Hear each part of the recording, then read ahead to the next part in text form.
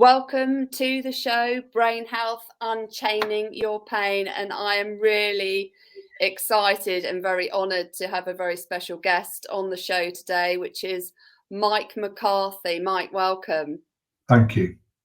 Now, for those that don't know Mike, he's a former journalist and presenter who worked on screen for the BBC and Sky News. He's covered wars in Afghanistan and Iraq.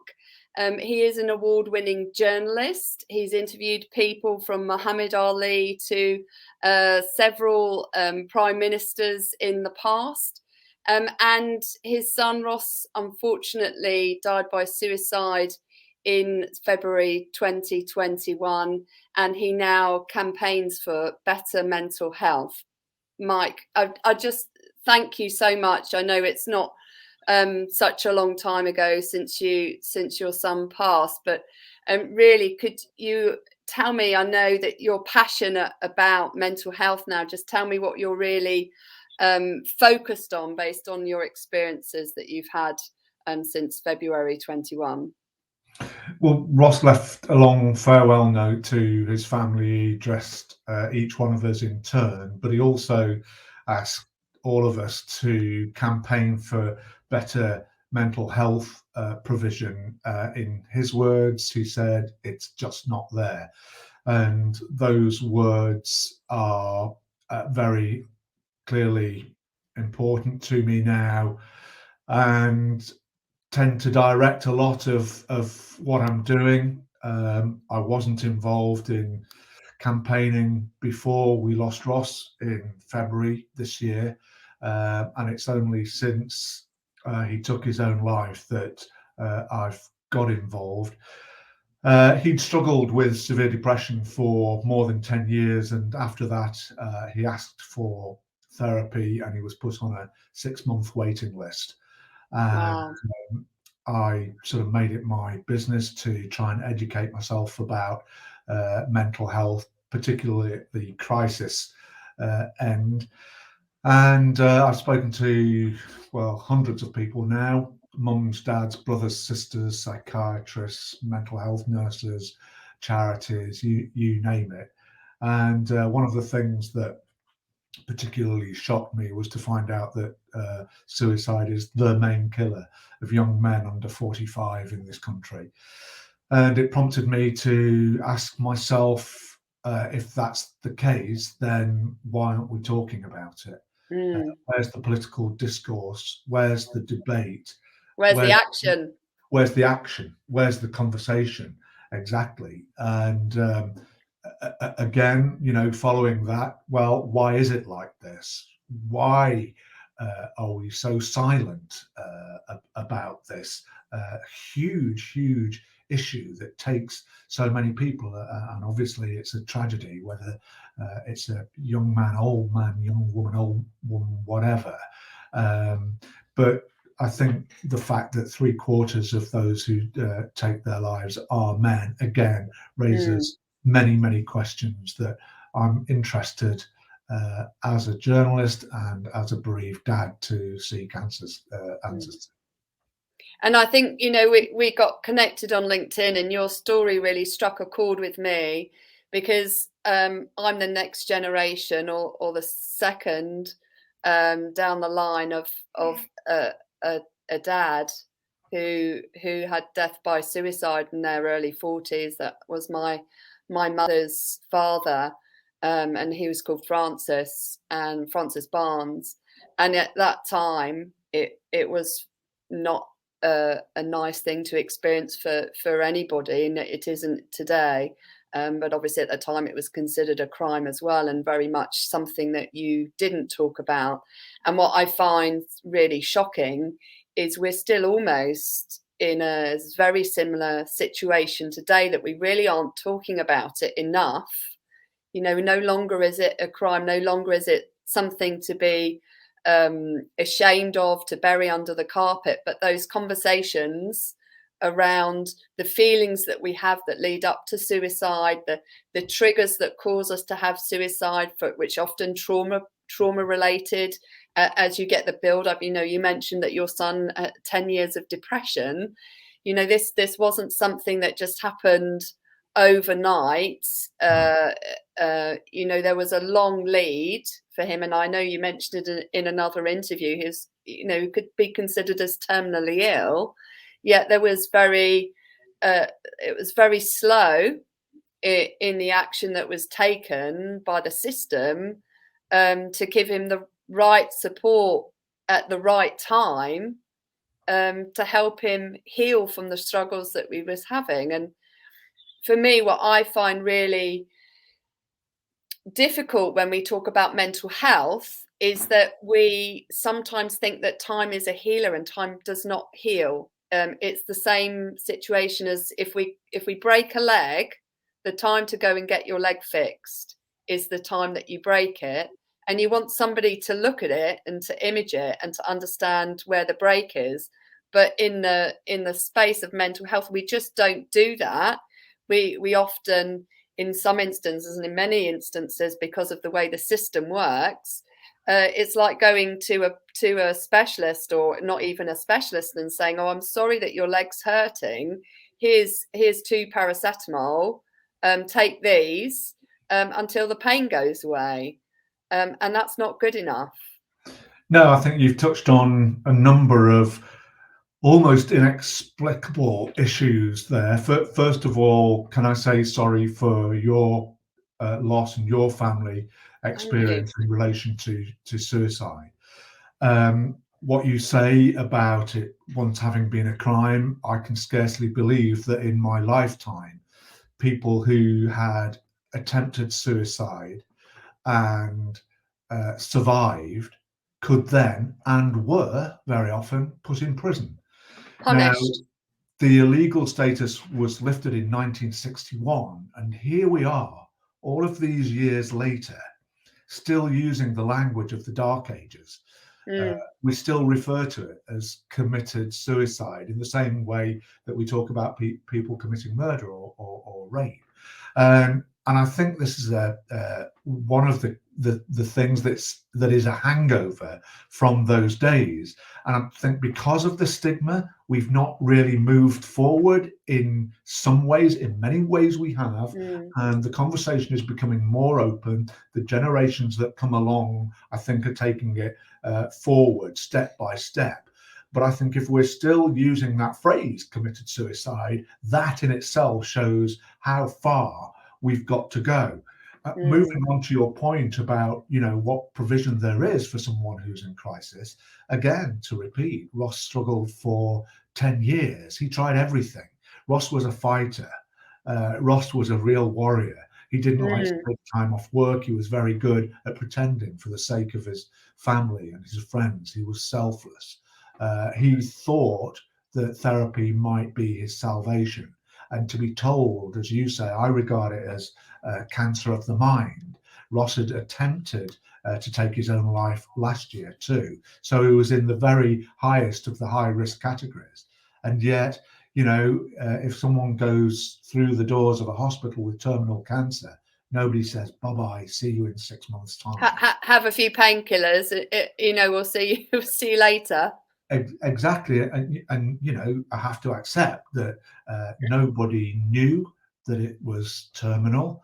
I certainly didn't appreciate how bad things had become with Ross. But I think someone who has attempted to take their own lives before, who's got a long history of severe depression, has tried virtually every medication, then that should send red flags waving all over the place. I don't think those red flags were being waved necessarily, or certainly if they were, that they weren't really noticed in the way that they should have been. And unfortunately, I now try to speak not just about my son and the pain that that his loss has left us, his family, with, but all of the thousands of people who find themselves in the same space day in, day out. It's an unspoken, largely a silent, hidden pandemic. And I think the situation that your son found him in is not unusual. The fact that he was stuck on a waiting list. And I just love to bring my own personal experience through the COVID situation, where my mum lost her husband, my dad, in September 2019, and very shortly afterwards we went into lockdown, and shortly, okay, it was 6 months, but that's not very long in the terms of grieving for somebody whose death you unfortunately had to witness. And she went into a very deep depression, and it was in June sort of time 2021, this year, that she said, I don't think I can go on anymore. I don't think I can go on. And that was obviously for me an immediate red flag. And she didn't want to phone the doctor to get help. And I think this is a really key point, that when you're in a very dark place, it's sometimes really hard to admit that you need the help, or even have the energy to get the help. And when we did get the help, we were thankful that the immediate solution, as is typical, she was put on antidepressants, and offered cognitive behavioural therapy, but the online version to avoid the waiting that she would have endured. And actually, her experience was the initial interview experience that she had to be enrolled into the therapy. She, and I've asked her permission for this before we came on the call, is she found it so offensive and so invasive in terms of her having to recite exactly what happened, that she said she wanted to commit suicide after the conversation, because of the way that the lack of compassion and care that was given to her on the initial telephone call, which was by somebody who was may have been from a call centre, but didn't seem to appreciate the state of mind that she was in. And fortunately for me, being a brain health coach, I was able to help her along, and I lived close to her, and she was part of my bubble, so that obviously really helped. But there are many people that don't have that support, and she ended up, the antidepressants made her feel worse, so she came off the antidepressants within a month, and I pulled together an appropriate brain health recovery protocol that was suited her. We looked at her lifestyle, how she could improve that. We did some therapy that I've been trained in, which helped her relieve the trauma that she had been in. And we put her on saffron, which is a well-known alternative to antidepressants, which doesn't have the side effects, yet does support mood enhancement. So, and it's a very natural product that many of us, you can buy off the shelf and buy as a herb in the supermarket. So I think it's just such a shame that we leave these people who are so vulnerable to like you say, a 6-month waiting list, and there's nothing to fill the void in between to help them get the recovery that they really need, that is available to them. I think mental health crisis care is in itself in crisis. I think it's broken, and you will know only too well the countless hundreds of people who have similar experiences. I've lost count. I lost count, many months ago, of the number of people who told me that their loved ones had been in what they describe as a revolving door situation. That phrase keeps coming out every time, it seems, that I speak to a bereaved mum, dad, brother, sister, whatever, that they feel that their loved ones were stuck in this revolving door syndrome. And just, I'll tell you about Ross's fiance, Charlotte, who found Ross in the middle of the night. And Wow. she asked for therapy herself.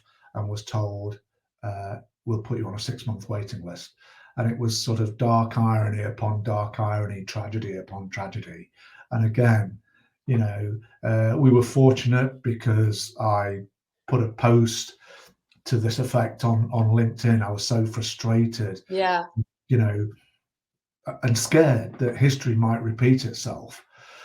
And you know, thank you to the kindness of so many people out there and to the effectiveness of LinkedIn that Charlotte was offered so much help by so many people.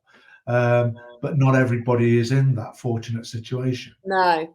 A lot of people can't afford private treatment. And what happens to these people? You know, I really dread to think. Um, and yeah, I think the time has come to shout this from the rooftops. I'm, you know, not ashamed of my son. In fact, I'm proud of him, not what he did, but I'm proud of the person that he was. And I'm not going to stay in some dark little corner and keep quiet. I won't allow it to be swept under the carpet as suicide so often is for various reasons. And I sense that I'm not alone in feeling like this. Again, the people that I've spoken to, it seems to be a common thing now for people bereaved by suicide to want to speak out about it for various reasons. Again, to help get rid of the stigma, but also to, you know, because it is a major issue. It's there. We can't ignore it. Again, so many families are touched by this. If it's not affected a direct member of the family in terms of suicide or attempted suicide, many, perhaps most families have some idea, some experience of either themselves or a loved one going through severe depression. And yet we, you know, we just have not as a society got to grips with this. And it's not just about the individual pain of individual families, it is about society, because the loss is tremendous. Ross was a good man. He was dedicated to his family, he was loving, he was kind, he was sporty, he was active, he was hardworking. And He was um, about to get married as well, wasn't he was he? about to get married and couldn't because of COVID. Yeah. He couldn't play tennis, which he liked to do. He was in a tennis club. He couldn't play tennis because of COVID. He couldn't play football Yeah. because of COVID. He couldn't take his son, his 3-year-old son, Charlie, swimming because of COVID. And in his farewell letter, he did refer to this. And one of the lines was, I guess this is what happens when you lock someone up for so long. He felt on top of his severe depression that it was, we'll never know for sure. And No. I guess this is an assumption on my part, although it's clear from the letter that COVID and COVID restrictions played a big part on how he was feeling. He'd had COVID um, several weeks before he took his own life. And yeah, it obviously made a huge impression on him, made a huge impression on his outlook, and it was important to him, being the kind of person that he was. Yeah. And thank you for sharing that, because I think it's important that people realise that, you know, when you're in a from a brain health perspective, when you have a brain that is in a space where it's in a depressive state, which is in essence the deep limbic system part of the brain is overactive, is we people often use exercise and sport as a mechanism to calm their brain down, and to calm that overactivity down in that part of the region of their brain. And it's vital for those people that they have that outlet to generate the serotonin that's really important, the dopamine, that depending on the brain condition that they're struggling with, to help them manage their brain effectively. And obviously for your son, it's quite possible, although we will never know, that the lack of exercise and activity had a huge impact on his state of brain health and brain function, because he wasn't able to give it the neurotransmitters that it needed to help him function effectively and with less depressive symptoms. Yeah, and who knows? Maybe the COVID itself had a bearing as well. I'm no scientist, but I read that it's possible that people with an underlying condition, such as severe depression, that might have been exacerbated by the illness itself. Absolutely, and the science from a COVID in the brain is emerging, but it's certainly known that symptoms that people have pre-COVID can be worsened, particularly if you have if it's related to blood flow in the brain. And I know because COVID restricts blood flow, and blood flow is one of an important brain imaging factor in functional brain imaging, such as SPECT. And we know that people who have had COVID have noticed symptoms worsening, and we've also seen new symptoms come to bear for people that have experienced long COVID who haven't had those conditions previously. So I think it's really important that we consider how we can help people who do have pre-existing conditions help themselves optimize their brain health as best they can during periods where we're in a lockdown situation, as your son was at the time, to make sure that they can elevate their mood naturally, such as vitamin D supplementation and making sure that's optimized, omega-3 supplementation, making sure your omega-3 levels are optimized. Many people have insufficient levels of vitamin D and omega-3, both of which improve mood, both of which reduce inflammation, and inflammation is one of the causes, is a cause or an outcome of catching COVID.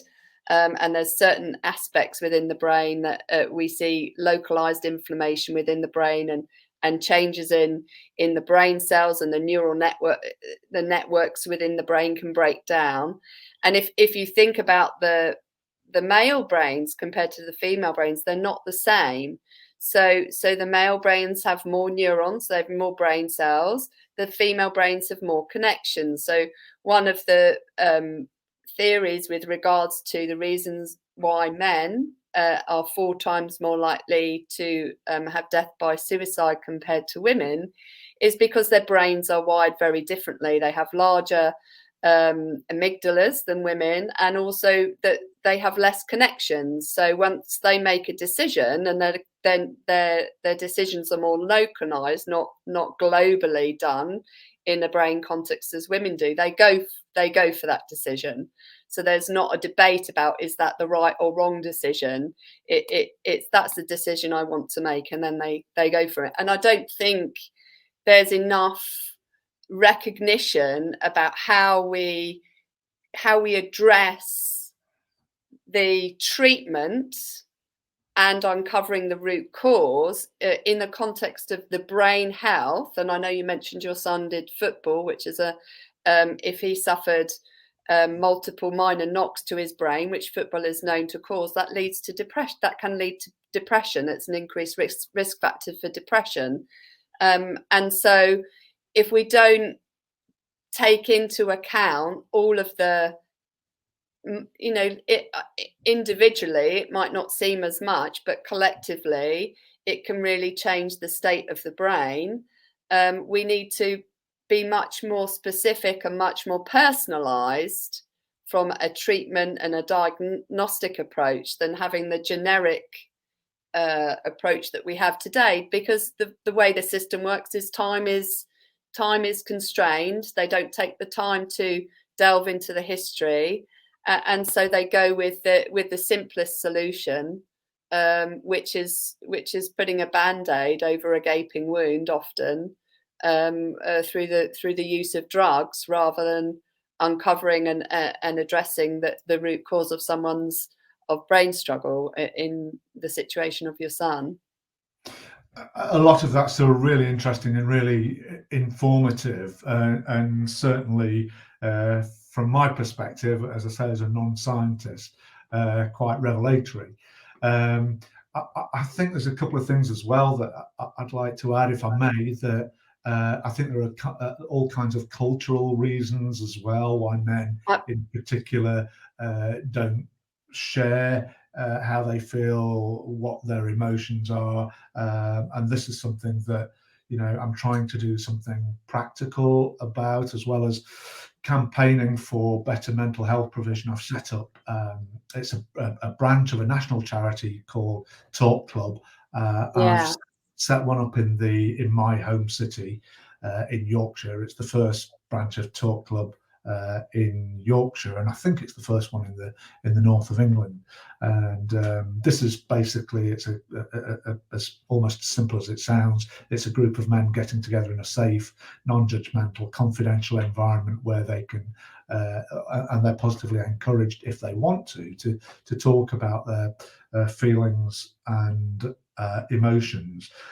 So that's one thing that I'm also sort of quite keen to just do my little bit, if I can, to just change the dial a little on the sort of cultural aspects of men talking and listening to each other. I think we're in about week 11 or week 12 now, and we're seeing some sort of real progress, and that heartens me, despite the grief that we're going through as a family. It does sort of hearten me and lift my spirits to see for myself just how things like that can work. But I think I try not to get too carried away with things like this, because I think at a national level we need to fix this desperately broken service. And I think also the research and the conversation around COVID, fascinating though it is, I think that the figures don't seem to be moving particularly, in one direction or another. Sometimes the suicide statistics go up, sometimes they go down. But what it seems to me that in recent decades, it hasn't changed substantially. No, there's no step change like you would expect. No.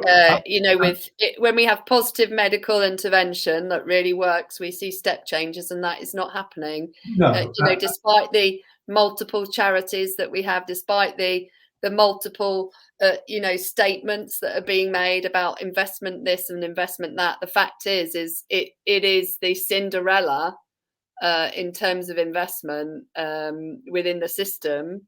Yeah. And not enough is invested in that part of the healthcare.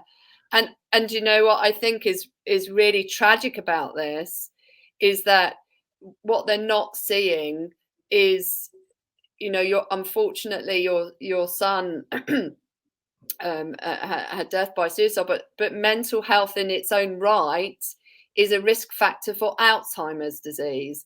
And Alzheimer's disease is predicted to be a huge cost to the NHS in the future. We're seeing a 30% increase in people getting Alzheimer's disease. 1 in 2 people are going to get it over the age of 85. Why is that important? Because mental health is a risk factor. And if we don't address the issues that people are having with mental health and look at the upstream issues that are causing them to get into a position where they are experiencing mental health struggles, then we are not going to address the downstream issues that are going to naturally happen, which is going to be an even greater crisis, on the system that is already broken. I completely agree. And again, on the charities, there are some fantastic charities out there, large and small, doing excellent work. But another thing that I've found is that it's a very fragmented system. The charities, as far as I can tell, don't seem to be speaking to power with one voice. They are all fragmented voices, and I think there's a huge need for sort of unity there, for all of these charities to come together, drop any sense of vanity, because I think there is an element of vanity, certainly as far as some charities are concerned. And I think everyone needs to sort of come together to speak to government. It's very rude of me, but I often say that you don't speak to politicians, you scream at them. And I went to speak to the new suicide prevention minister, Gillian Keegan, a few weeks ago. I saw your interview on the BBC, I think it was, or was it? No, I think there was one on GB News, and I've talked on various channels. It's one thing that I've been paid to do all my life is to talk. So that's may not know much, but I can talk a lot. I asked her at the beginning, can we not get bogged down in a conversation about spending or statistics? Because whatever it is we're doing, we're not making any real headway. There may be some improvement here, there may be some decline there, but those statistics, somebody said to me not long after we lost Ross, I was involved in an interview, and I said, the figures speak for themselves. And he rightly corrected me and said, no, the figures don't speak for themselves, because if the figures spoke for themselves, they wouldn't be constantly high as they are. If the figures spoke for themselves, those figures would start coming down. And I think what I always find surprising is they're looking at is it up or down? But the reality is, it's not the little we want to see a big shift. Sure. I hope we don't we're not seeing that at all, like you say. No, I hope we don't get bogged down too much by COVID, important though that is, and we've spoken about it, and I think there's far more research needed there. And as you say, we've got to sort of look upstream to sort of find out what's creating these kind of numbers. But God willing, COVID will be perhaps, if not a distant memory in a few years' time, more of a distant memory than it is now. Suicide, I suspect, will not be changed too much. I suspect the figures will not have changed too much. They might go up, they might go down, but basically I don't think they're going to move very far from where they are at the moment. And government MPs, ministers have to ask themselves, why isn't this happening?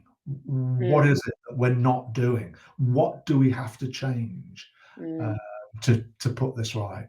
And I think that's so important, because until we look at the system and break away from like the whole system, I'm not talking about the NHS, the whole system, including the charities, including private healthcare, including people like myself who offer brain health coaching, the whole system that's there that can support people in getting out of a very dark place. And I've been in that dark place. I had suicidal thoughts myself back in 2016 after I got told by the firm I was working for I had no emotional intelligence shortly after having a miscarriage.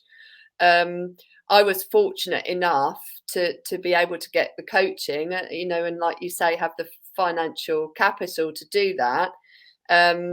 But the therapy I was offered at my doctor didn't even, he said I was stressed. I was signed off of work with stress, but I was too ashamed, and I didn't want to, because I'm in the military as well as a reservist. I didn't want to talk about the fact that I had suicidal thoughts because of the knock-on effect it would have had to my career, and already the shame that had been placed on me by the organisation that I was working in.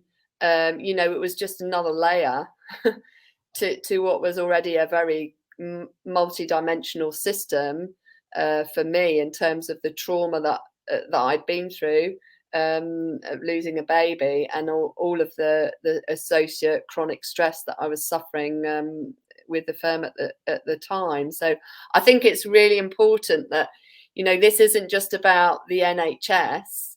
This is about looking at the system that can help people, and the system that is affecting people like your son Ross, and causing his brain to change in ways that he's not able to manage it himself, or he hasn't been given the right tools or the right education to help him manage himself, and he becomes dependent and powerless to a system, because those tools and techniques aren't made available to him in a timely manner, to help him climb out of the deep hole that he was in.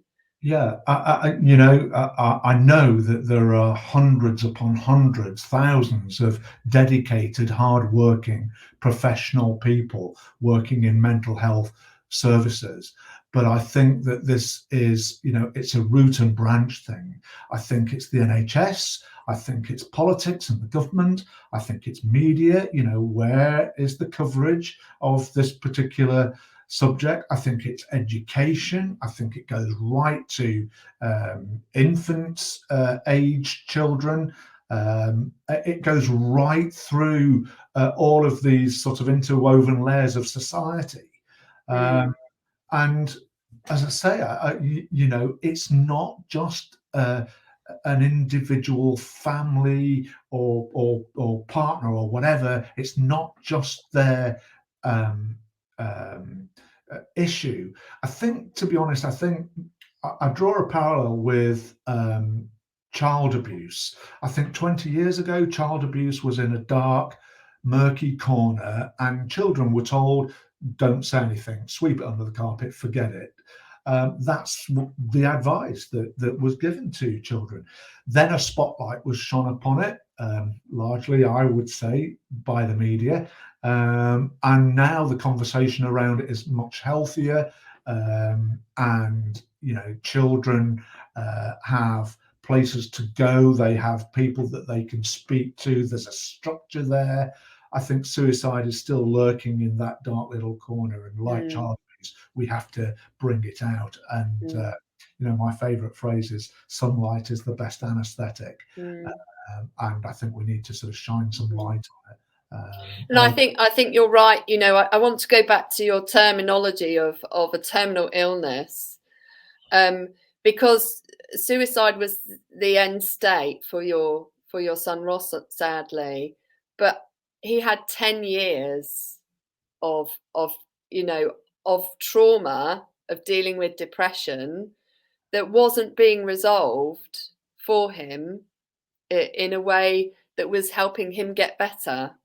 And you for me personally, there's many different root causes of depression, one of which can be catching Lyme's disease. If you don't treat Lyme's disease, if you've been a victim of Lyme's disease, which comes from deer ticks and things like that, Lyme's disease can trigger depression, but it's resolved and treated with antibiotics, not antidepressants. Antidepressants won't remove the root cause. So there's so many different root causes of depression that I think we need to spend, unfortunately the outcome was suicide for your son, but I think we need to be looking much further upstream so that we don't have these figures, 10 years on, and we're focusing on creating the right intervention for people like your son Ross, that is going to help them calm that region of their brain down.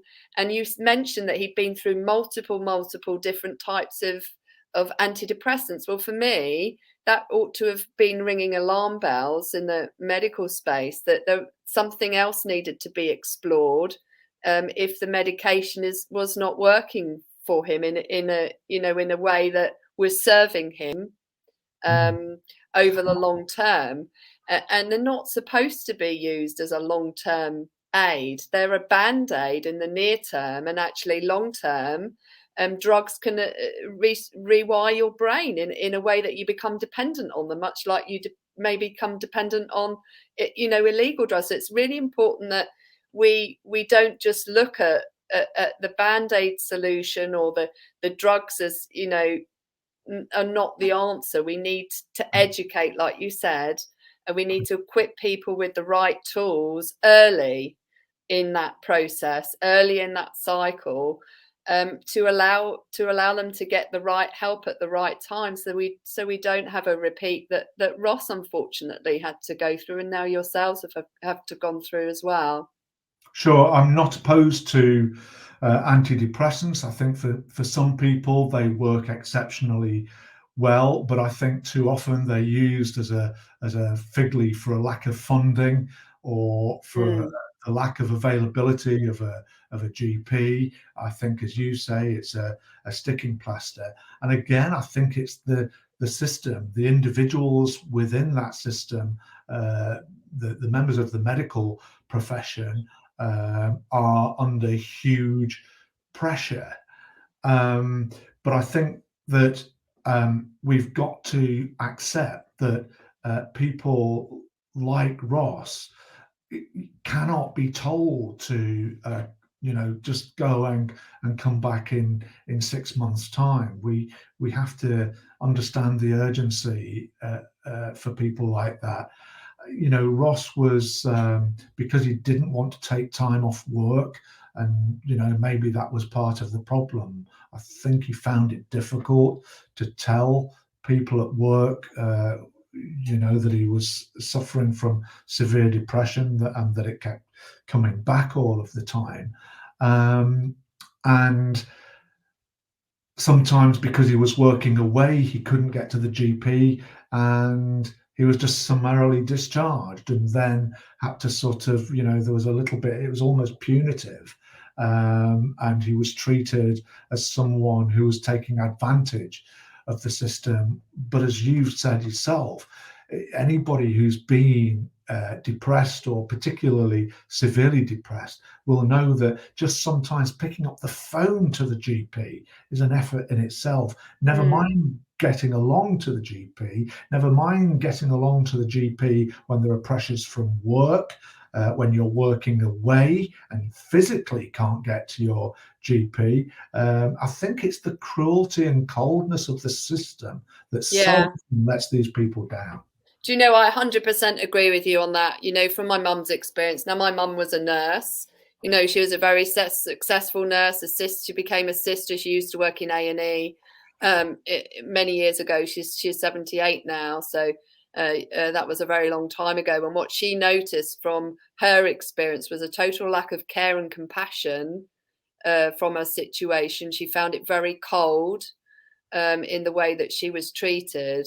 And it made her incredibly angry about the situation that as I spoke to her before this call, she said, how dare they treat me like that? How dare they talk to me in that way? Where was the compassion in the phone call, where, in terms of her situation, that, she said, I don't think I can go on anymore. And there seemed to be a total lack of compassion in the whole process for her personally. And I can only speak from her experience, but it was really, she found it really tough. Yeah, sure. I think there are huge failings within the NHS, but despite everything, I still believe it's a great organisation.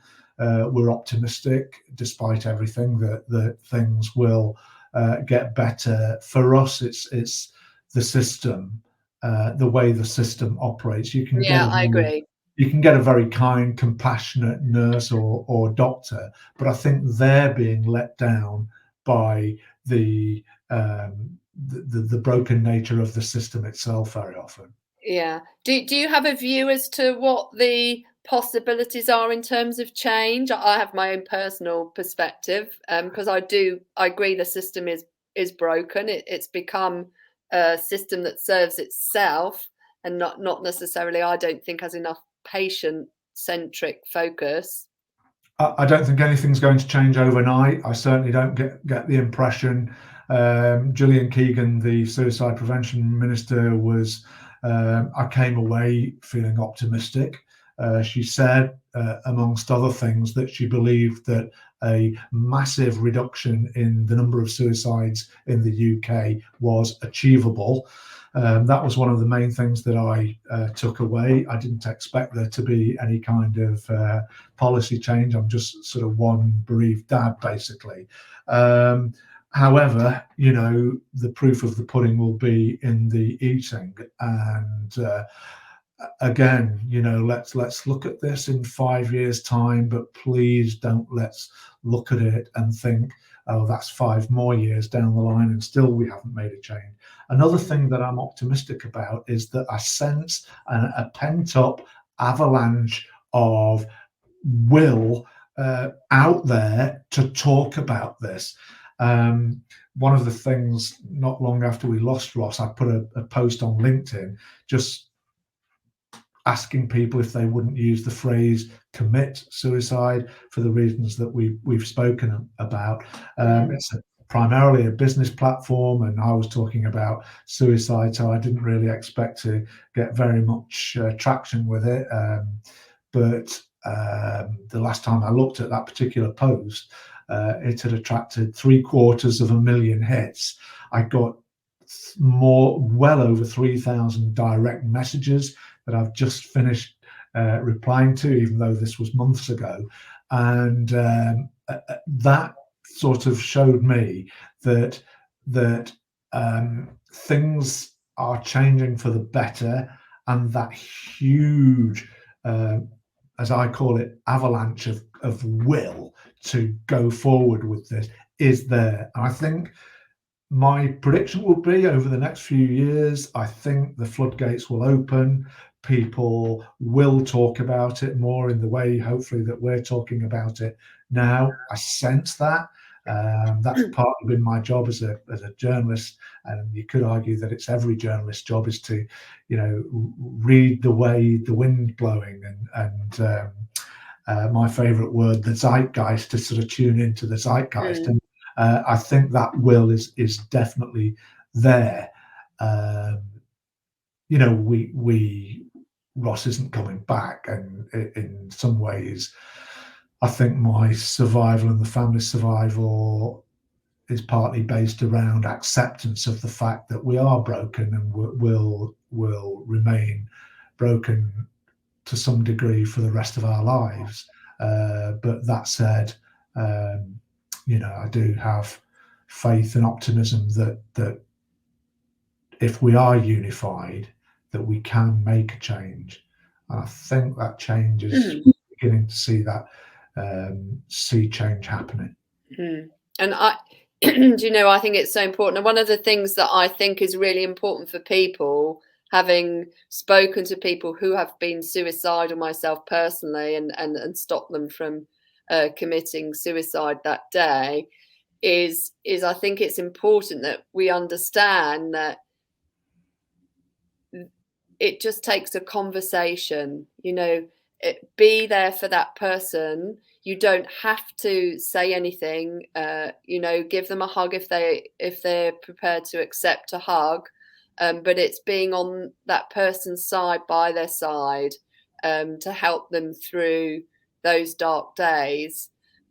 Just much like we have the, you know, Eeyore character that we see in the Winnie the Pooh books, is the importance of Winnie the Pooh and his friends showing up to visit Eeyore, and you know, and accepting Eeyore, you know, as he is, and being there for him, and being okay with him in that space, and being there to have that conversation with him, and help him open up about what's really troubling him. And it can take time.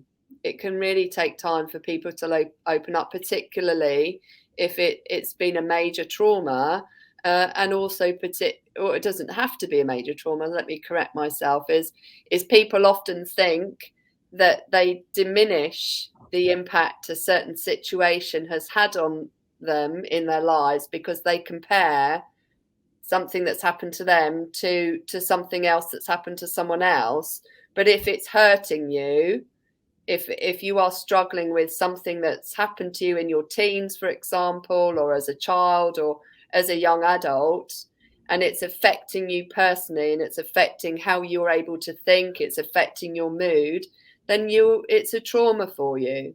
And it's important that you get the appropriate treatment to help you unchain that pain, and to rebalance your brain and bring your, recalibrate your brain to a normal, a new level, a new baseline that is manageable for you. And that doesn't necessarily require medical intervention. It doesn't necessarily require drugs, but what it does require is an integrated, holistic approach to understand what that root cause is. And I think that's just so important in this whole process, is to give people that opportunity, like you have done in your talk group, is to be able to speak out about what's troubling them, so that they themselves can help unravel what the root cause of their troubles may be. And often we don't realise what they are until we have those open conversations in a safe environment, in an environment where we have that time to do that exploration for ourselves, and the support, obviously the knock-on support necessary for people that know how they can help those individuals to find a way through. Yeah, I mean, I can't talk about these things without sounding like, bumper stickers. But the thing is, sometimes it is that simple. Sometimes it is an arm around the shoulder, or even a text message, or even better, a phone call. I often found, as a sort of journalist, I've had to deal with and talk to people in trauma following, I don't know, floods, storms, terrorism. Afghanistan, Manchester bombings. Your background is in trauma from a reporting perspective. A lot of it is, and I always used to sort of fret about what I was going to say to somebody who was, recently bereaved, because I thought, well, what difference does it make what I say? It's not going to bring their loved one back, and they don't know me, I don't know them. But one of the things that we've sort of discovered since we lost Ross, one of the things that's been kind of underlined for us is it has made a difference, knowing that people have kind of got your back, and that there are people out there who care. It does actually make a difference. It's as simple as that. Yeah, and I think what I went through mental health first aid course as part of going on my journey this year. I wanted to get the mental health side of the equation from a brain health perspective. And I think what's important in that training is that everybody can have a conversation with somebody who is struggling. You don't have to be a mental health professional to help someone. No. You'll talk to your mate if you're struggling. Talk to somebody who you trust, who can help you. Like my mum was fortunate for me, but talk to somebody who you trust, who can help you through those dark days and help you get the support when you don't have the energy to ask for it yourself. And I think it's knowing that I've talked to many people on the show who've been through depression and unfortunately managed to get out the other side, but often their depression is triggered, like you say. They're males. Many of the conversations I've with males had depression in their 30s to 40s following trauma, small or big, whatever you want to call it, but it's massive trauma for them, that happened in a period of time in their childhood into their early 20s. And if it wasn't addressed, it could be layers of little bits of trauma that cumulatively added up and gone unaddressed, not talked about, like you said. 20 years ago, everything got buried under the carpet. We're now seeing this effect of people, in their 40s, like you said, for your son. Obviously, your son was very young, but we have these people in their 40s, 45, who at the time that they may have experienced trauma, had to bury it because that was the way society expected them, or they had to show up and be strong for their family. And actually being strong, it is often having the strength to be vulnerable and to open up. And we need to get away from this concept that that asking for help is a weakness. Actually, asking for help is a tremendous strength. Ask for help not because you feel weak, as Les Brown would say. Ask for help so that you may remain strong. And I think that that's something that's very difficult, as you say, from a gender. Sometimes it's harder for men to do than it is for women, and also from the societal expectations that they may have been exposed to makes it harder too. Yeah, I think, for all the advances, I think many men still see vulnerability as weakness. And I always sort of say to people, or I have been saying to them, tell that to the likes of Tyson Fury, a champion boxer, for example, who's proven himself to be one of the physically fittest men on the planet, and who is not afraid to talk about the issues that he's had with his mental health. Rugby players cry, boxers cry, men cry.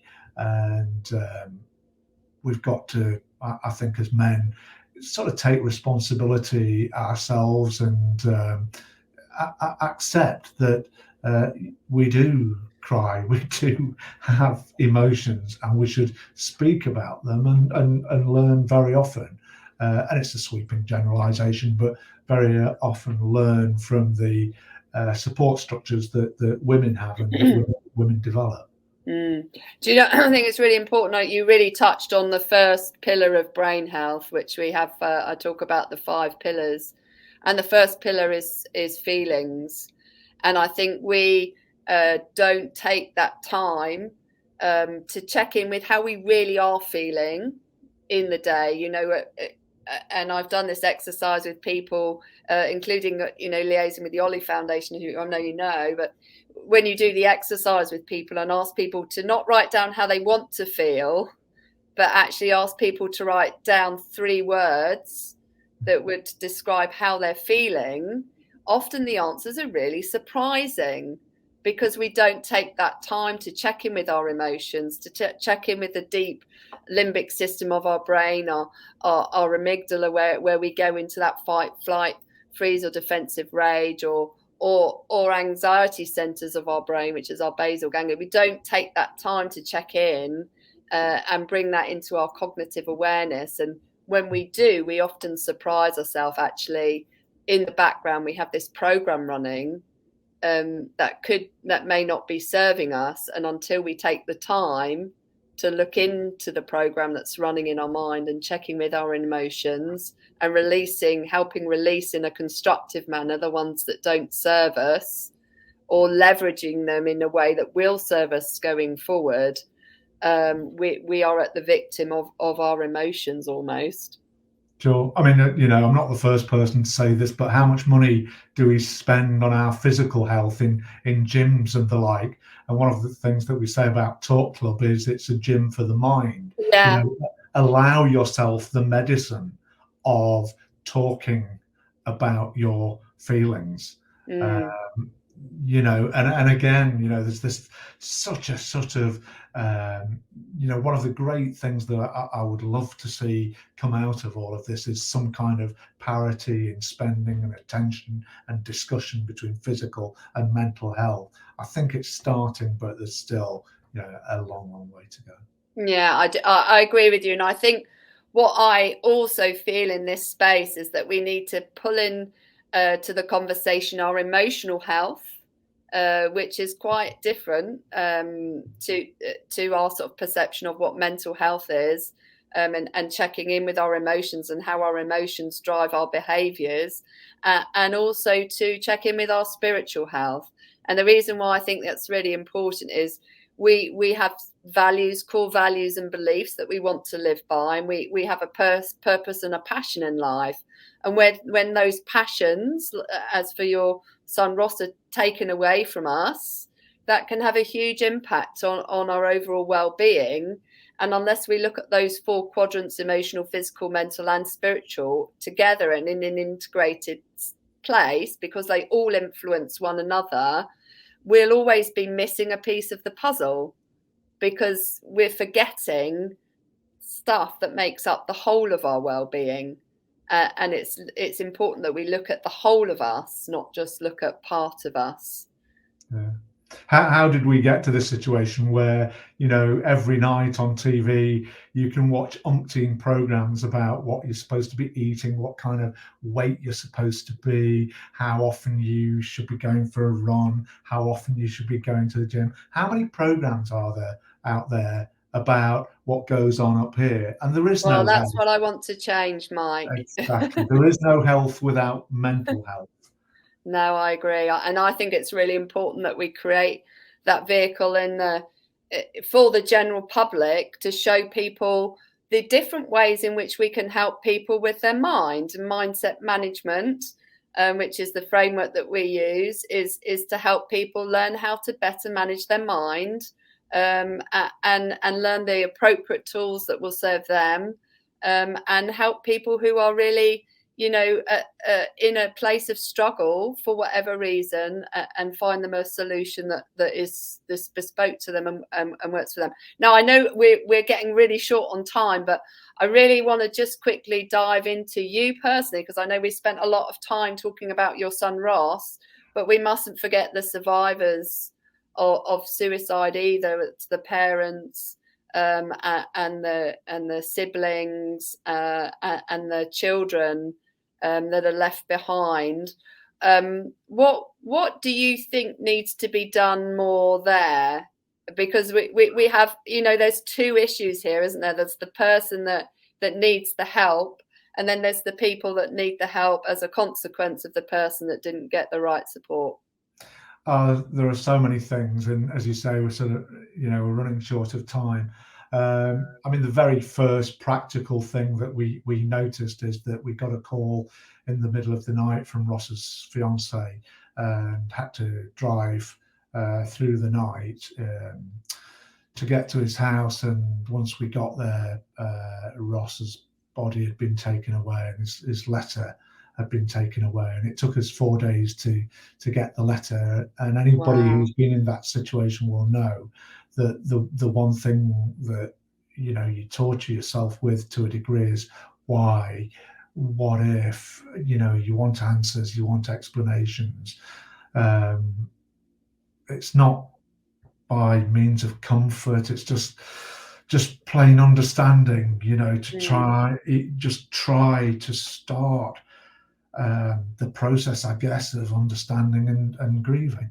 And I think that's a really important point you made there, because you know, it's known that people who are the survivors, the grief can be much more intense, because you have the layers of trauma and the layers of unknown and the layers of questions around the situation that you don't necessarily have to the same degree for other situations that may happen in terms of people passing. Sure. I mean, you know, as I say, there are so many things. When we eventually got a hard copy of the letter, the original letter, we discovered that there'd been a page missing in the digital version that we received, and it transpired that it was an exceptionally important page, because it was Ross's final words to his son Charlie. Wow. And when we got that kind of churned up a lot of the sort of earlier feelings of grief. The only other thing that I would say to people is that, you know, with people like myself and my family who are going through this grief, be patient. It's a lifetime thing, I think. And I think none of us want to be a burden. We don't want to sort of go around bringing down the mood, when we meet people. But we can't get away from the fact that, we do sort of, I think, carry this for the rest of our lives. And yeah, that's about it, really. Oh, thank you for sharing that. And I think for those that are in a grieving situation, obviously having lost my dad not so long ago, is that it's important to, like you say, allow time, but really is to get the support that you need. The time to heal from grief, in the same way as hurting your leg, is as soon as possible. And if you have the opportunity to get that support to help you through the grief process, it is to ask for help again if you need it. And obviously, I'm here for you to support you and your family if you need any support, and anything that we can do on your journey. I'd be more than happy to help you, and any insights that you'd like from a brain health perspective that we've discussed. Happy to share some more information. I think we maybe have to follow up with a call because we're running out of time. I just want to ask you, this show is all about brain health and unchaining your pain. What one piece of advice would you give to anyone who is in a depressive state, like your son Ross, who is really struggling? What would your one piece of advice be to somebody who is struggling in that situation? Simple. Keep talking. Keep talking. To all of the people around them, I would say, please listen. Listen. And I think that is such important, is really listen to not just what they're saying, but also maybe be attentive to what they're not saying as well. And that really active listening, and not just what they're saying verbally, but also how they're expressing themselves in their body language and behaviours, to really take in that whole discussion that's going on with themselves. And don't be afraid to ask if they're feeling suicidal. Yeah, don't be afraid. I agree. Thank you so much for that. And what would be your one piece of advice as a parent who's going through the situation that you yourself are going through? It's very difficult because everybody responds in a different way. The thing that's kept me going, Ross's words in his letter, please fight for mental health. The support is just not there. It's like a rallying call to me. I don't think really I have any useful advice, and I'm sorry to say that, because I think we're still kind of in the depths of our grief. I've found the campaigning therapeutic for myself as well. I'll be honest about that. There's a degree of selfishness in that I want to do it. Speaking to people in a similar situation, I think, helps a lot.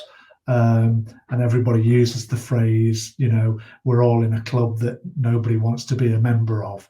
We're all in that club. I've met a lot of sort of great people, and I always say to them, I wish I'd never met you, but I'm glad that I did.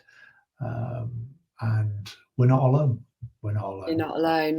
There are so many people who, unfortunately, are in that club, and I think the more you can rally the cry, the more that you can get people around you, the more you can get your message out, the more we can make a difference to those people and to the parents and the siblings and all those disaffected by it. Mike, thank you so much. How can people rally around you, your cry? How can they get hold of you and support you in your cause? I'm out there on social media. I use it a lot. I think, you may be able to find details with this, I think, if I'm right. Yes, you will. So it'll all be posted in the show notes. And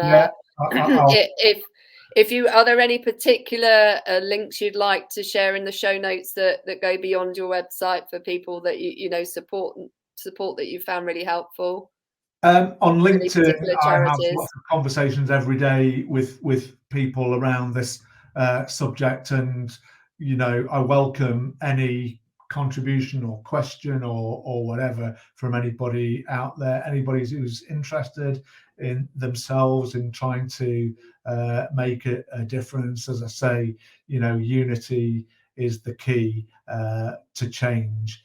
And just sort of please let's talk about this. Let's get a real conversation going. And Mike, I'd love to support your group. If you'd like me to come to one of your sessions and to help people learn a new technique to help them really unchain their pain with the struggles that they're experiencing through the mindset management approach that we use, which includes havening, which is incredibly powerful, then I'd be more than happy to support you and the initiatives that you are moving forward. Well, thank you for your support. Thank you for your offer, and thank you for your interest and sincerity and the sensitivity in which you've approached all of this. I'm supposed to be a wordsmith, but I don't have the words to thank you. Oh, you're most welcome, and I do appreciate that from the bottom of my heart. It's a subject that's so important to me, as a second generation family member of someone who unfortunately death by suicide, and I think it's such an important topic that needs to be continuously talked about to raise awareness and make the conversations much more easy for people to have. Mike, thank you for your time so much. For all of those, this show is all about brain health and really unchaining your pain. You are not stuck with the brain you have. You have the opportunity to make it better. And if you need any further support with regards to the topics that we have discussed, then please do check the links in the show notes, and we'll post some further links with regards to trauma recovery support as well, particularly to this conversation. This broadcast is brought to you by WINJECT Studios. We are an all-in-one educational platform for podcasters that revolutionizes how hosts leverage content to increase engagement with listeners, downloads, and income. We come together to focus on community, collaboration, and collective impact. For more information on how you can interact directly with our hosts, access exclusive live content with offers you can't get anywhere else from our official partners, join our purpose-driven community by visiting www.winject.com. If you're ready to build a career doing what you love, then we're ready to see you there.